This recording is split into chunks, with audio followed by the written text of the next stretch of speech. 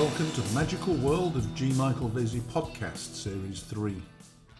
For this episode, I'm going to do something a little different, take a little time off from the usual interviews and talk a little bit about some of the things I've been doing here in Brno in the Czech Republic over the last couple of years by dipping into my trilogy of chasing books. For those of you that aren't familiar with them, they start with Chasing the Shaman. The second book is Chasing Dragons in Moravia, and the third and final book is called Chasing the Goddess.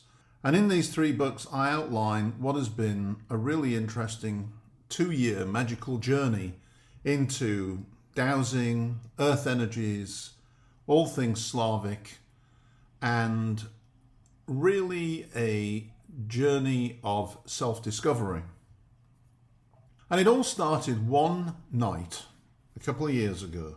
And what I'll do is I'll read from Chasing the Shaman, the first chapter, just to give you an idea. Here we go. Hey, Mr. Shaman, what are you doing? After 11 years of living in the Czech Republic, I still felt like an alien. Never one for languages. I can understand Czech okay, but I can barely string a sentence together to save my life. Added to that, I was now living alone. My relationship having somehow imploded on me, and it seemed to me that I was actually serving time here. I worked from home and none of my clients were located in the Czech Republic, or Czechia as it's now called. My sole reason to be here remains my daughter, and because of her I would never leave, and being a father is not a sentence served but a joy received. Yet the isolation, complete cultural disconnect with the majority of Czechs, and the ache of the loss of that relationship, the one that had been so important to me, had left me washed up, sucked dry and empty. Yes, I kept going, and it wasn't as if life was bad or hard. Please don't get me wrong. I was and am very grateful for a job I enjoy that has me working with people all around the world, and a set of hobbies like writing, story collecting and music making. I kept myself busy and connected with the broader outside world. It was just that something seemed to suck at my soul in this country. It took my energy. So much so that when I finally showed up at Sue's place to go out and play for a long weekend in Albion with her and Stuart, they thought I was seriously ill. I felt like crap, I can tell you that. Anyway, more of that weekend a bit later. Suffice to say, here I was again with Stuart and Sue and a bunch of other like-minded magical people being buffeted by gale-force winds and intermittently pelted with lumps of ice and freezing rain somewhere up on the North Yorkshire moors, standing on a hump in the moor with a standing stone stuck out of it. Yeah, that's the sort of stuff I like to do for fun. It was sometime that weekend that Sue said to me, "Try connecting with the land." She meant Czechia, not the boggy mess beneath our feet on the North York moors. I understood, and yes, it suddenly seemed like a good idea.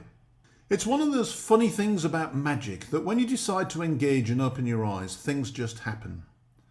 In those times you have to step back and wonder about the nature of life and whether it's created as we go or more like a record, we're playing the song of our life that is already laid out for us. I have to say that I prefer the latter idea because quite often it seems like actually I know this beautiful song already. Déjà vu. And so there I was one evening a few months later, trudging along in the cold of Brno with my daughter's dog. I'd left it a bit late, so it was well dark and biting cold. I currently rent a place below Spielberg Castle in Brno, and I take great delight in walking the surrounding parkland that is essentially the hill upon which the castle sits. It is crisscrossed with gravel and paved pathways that lead up and around the peak. Forested, it has a range of different flora and fauna that constantly changes through the seasons, and the pathways offer some magnificent views of the city of Brno. More of said castle later. This evening I was walking at the level of my street on one of the gravel paths that leads to a stairway down to Uvos, the street below mine.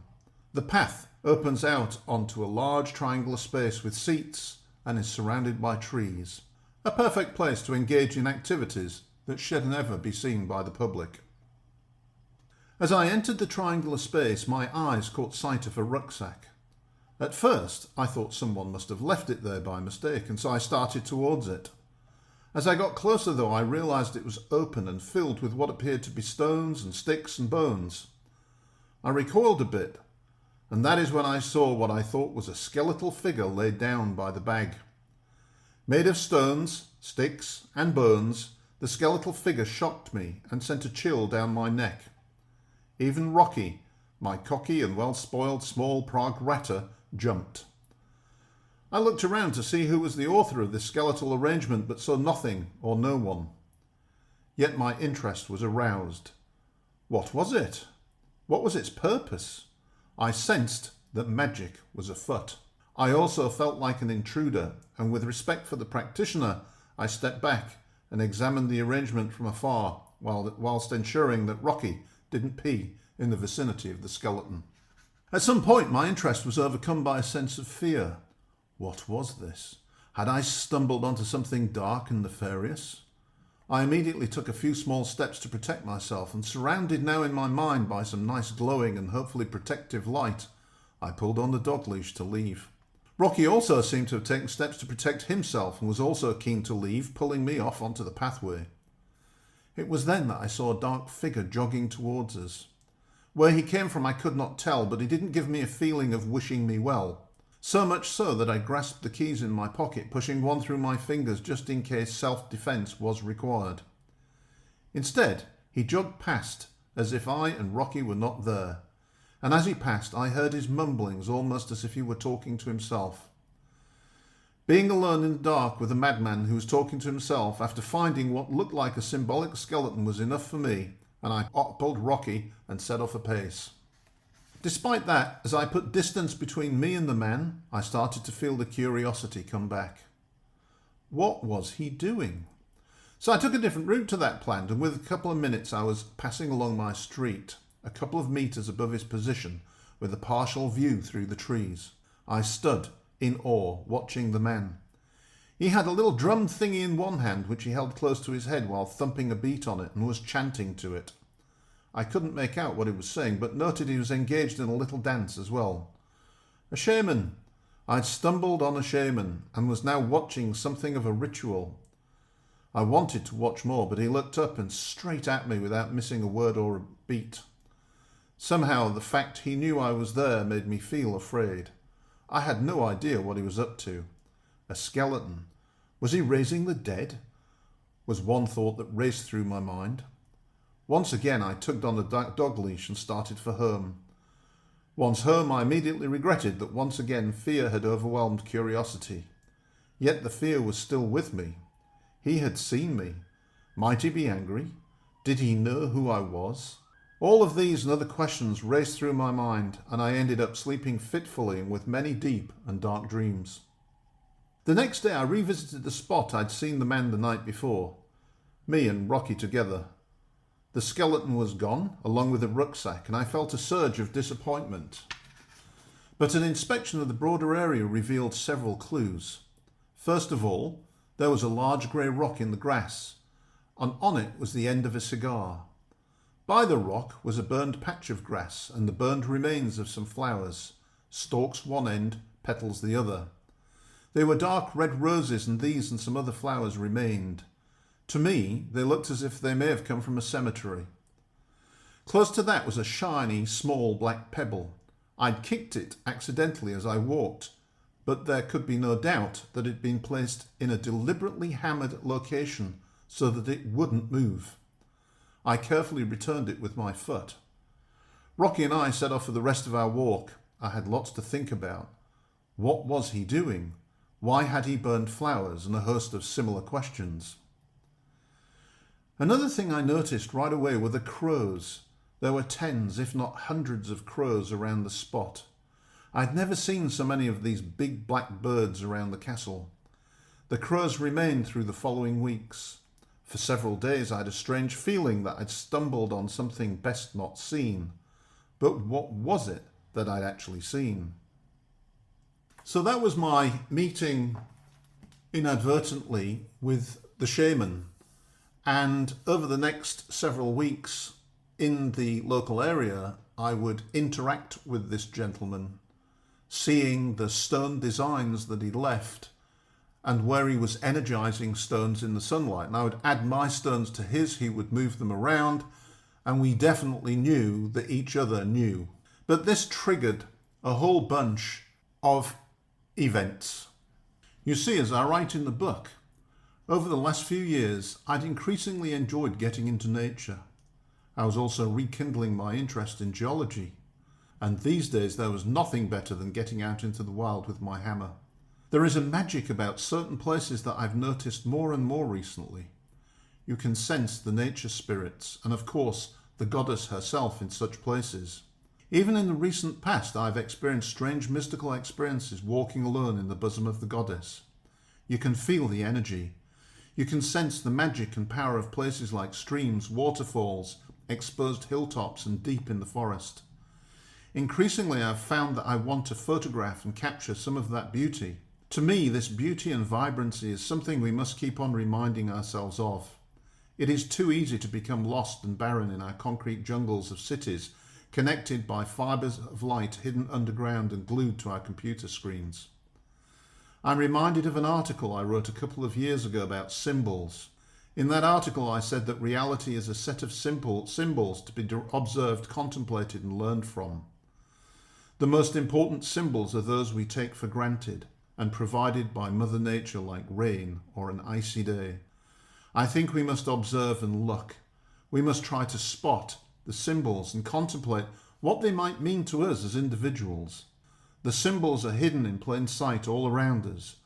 All you have to do is lift your head and look. And this is pretty much what I started to do. My explorations of the Czech countryside took on a different character. In my efforts to connect with the land, I started to look out for things like Celtic archaeology and Templar churches, not expecting to find anything at all. And in fact, what I found surprised me. I found 2 Templar locations within 50 kilometers of my new home. I started to read books like The Sun and the Serpent and got myself some dowsing rods without really knowing why. I started to visit Czech churches and look for meaning and symbols within them. And all of this somehow started to come together in what I now see was echoed by that passage that I read about lines of light. I found a different set of lines of light, lines that led me to parts of my life that I'd forgotten about and seemed to contemplate me as I contemplated them.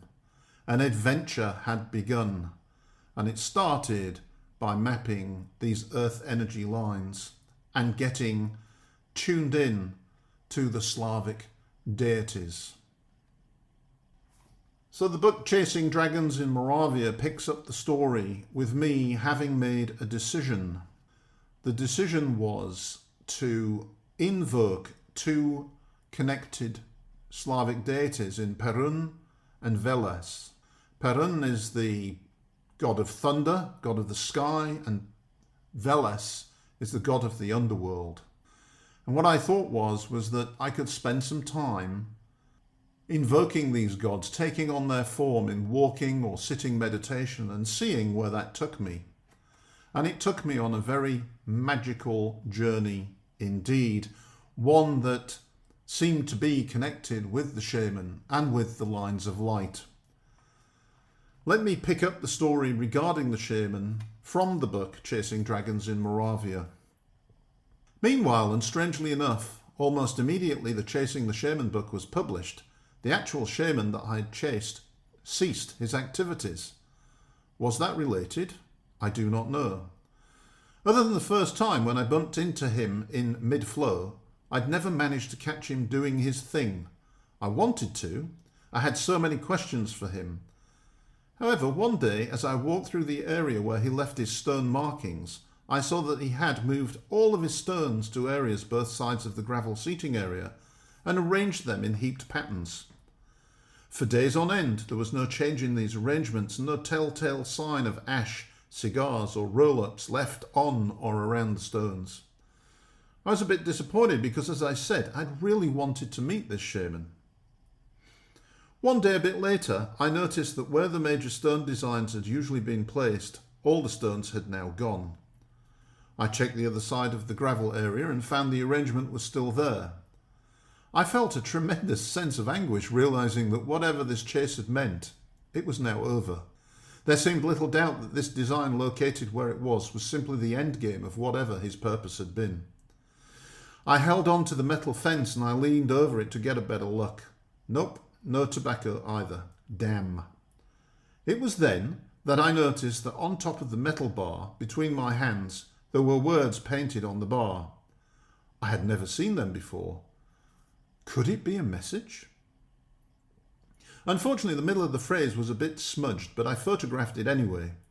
I checked all along that fence in the area and found no more writing anywhere else.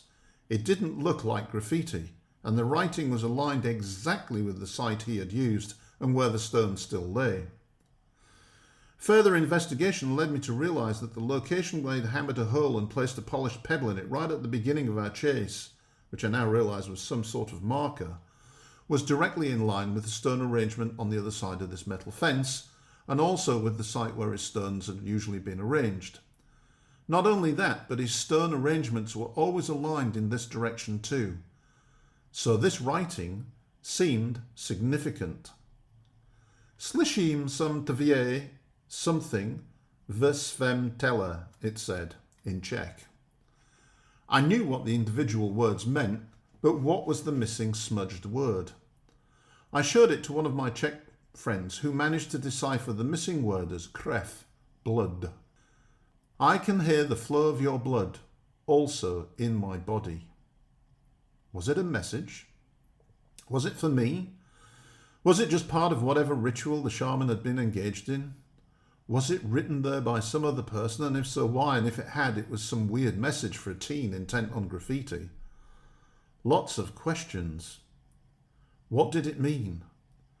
Interestingly, my Czech friend who I'd been taking along on some of my trips and encouraging a little bit made a brilliant observation.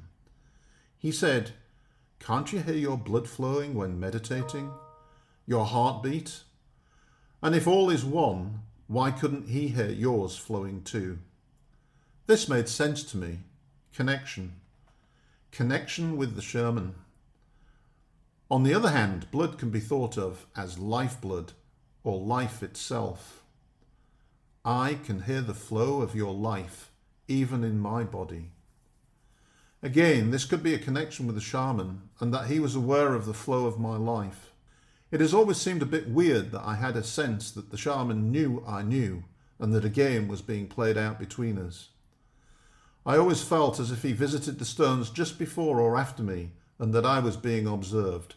Perhaps he had a primary goal, and dragging me along for the ride was secondary, but nonetheless, I'm convinced he knew. In fact, we'd played a little game of energising pebbles in the sun. He moved my pebble to where his was, and I moved it back again. As I reflect back, it seems to me that a lot of what I did in terms of research and found through my interactions with the landscape and its history and energy stemmed in part from the interaction with this unknown shaman. I do believe that this was deliberate on his part, but I cannot prove it. Whatever, the shaman was the catalyst for my own activities. He did awaken in me a bit of a shaman I never knew I had, and for that I'm grateful. So, in invoking the two gods, I had quite a lot of very interesting experiences and started to see all kinds of synchronicities in my life, in my meditations, in my dowsing activities. I got more and more convinced that the dowsing was what I was meant to be doing, and that there was a connection between the energy lines and the Slavs that had lived in the country between the years 900 and 1200. This is all documented in the second book. After doing the two gods, I decided it would also be a good idea, as we were heading into the winter, to repeat the exercise by looking at two goddesses, Morana, the goddess of winter and death, and Vesna, the goddess of spring. I could use the 3 moon cycles of winter and the 3 moon cycles of spring to do the work and to continue my dowsing activities, which I did. Again, I had some very, very interesting experiences, some very strange synchronicities, and a lot of magic in my life. I also engaged in some old Slavic traditions like burning the effigy of Moravia at the right time of the year. There also seemed to be an interesting correlation between the COVID lockdown and the type of winter we had with the meditation work that I was doing. After all, this was the goddess of winter and death, and then the goddess of spring. I kept on doing the energy work as well, looking for the energy lines, exploring the local countryside, and finding really interesting and very strange correlations between the Slavs and the energy lines themselves. There is a connection. It's quite plain that the Slavs knew about these energy lines. And it seemed like perhaps things came full circle because at a site called Mikulčice, which is an archaeological site with the ruins of 12 different Slavic churches and lots of energy lines running through it that I'd done a lot of work on, I found a rotunda church with an energy vortex within it. And at the church, from reading from the book now, Chasing the Goddess, I spent time visualizing the energy as lines of light. I just felt this seemed like the right thing to do. At the end of the day, exhausted from tramping around the site, I found myself at this rotunda church that previously I had not visited. Set away from the main location, I felt the privacy offered gave me license to be a bit more, well, arm-wavy in meditation. Maybe after several hours of tuning into the place and occasionally catching glimpses out of the corner of my eyes of people that should not and were not there, and of visualizing lines and vortices of light, I had quite an experience. Standing there, I suddenly became aware of a white-haired man in an off-white robe with a very chunky staff of wood in my inner sight. I asked, "Who are you?" The answer sounded initially something like Muzlud. Actually, a very Slavic-sounding sound indeed. I asked again, "Volk Vzduch, maybe," I thought. The man then told me a number of quite surprising things, including that many Slavs saw these energies as rivers of light. The image of him was then replaced with a huge wooden equal-armed cross, and then the deepest crimson I ever saw, which I took to be the colour of the basal chakra and earth energy. As I finished my meditation, I wanted to sit and make notes and discovered a bench under a huge old oak. How apt, Perun's tree. It reminded me that earlier in the cathedral church I'd called on Perun to guide me, and when I opened my eyes a very large black cloud had appeared, and for a few moments it rained and there was a rumble. Apparently Perun was well pleased.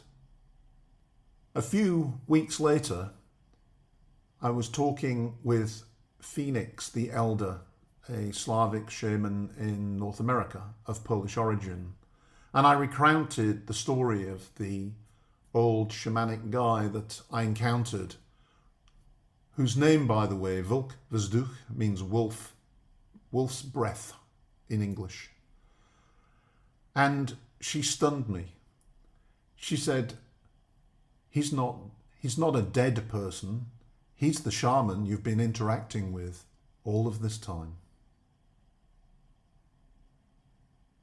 And perhaps she was right.